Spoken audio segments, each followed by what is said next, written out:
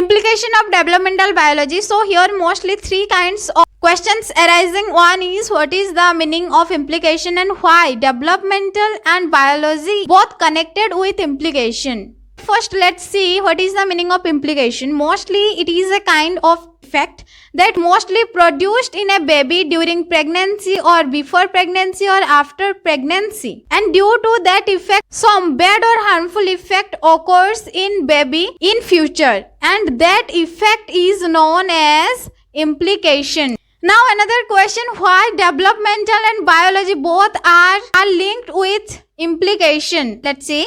So each one knows that what is the exact meaning of development means growth, okay, and each one knows this, what is the meaning of biology means study about life, okay. So why this developmental and biology are linked with this implication, and that is why, so our topic meaning is that we are going to study about some implication, means some effect that occurs upon a baby during pregnancy and how that is developed in life, that we going to study in this, which means in this chapter we are going to study about some implication that how that is developed in life.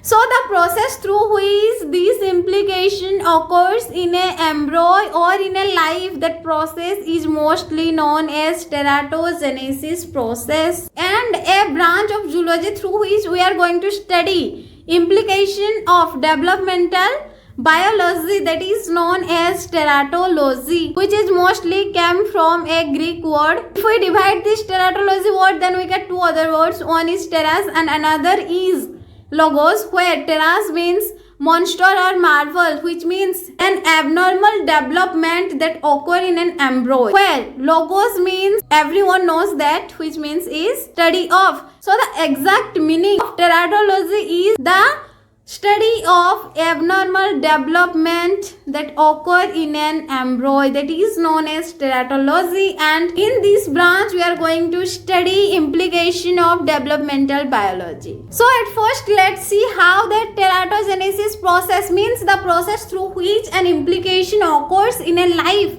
that is shows in an embryo. So mostly this effect present birth, in that time maybe that effect or that implication diagnosed or may be diagnosed in later stage of their life. Now one question arising here, and that is, if that implication present in an embryo, but how that will be going to visible. So implication occurs in an embryo by means of two ways. One is surface of their body and another is internal to viscera. One more thing, as that implication mostly occurred or produced in an embryo present at birth, so that implication is known as congenital malformation or birth defects.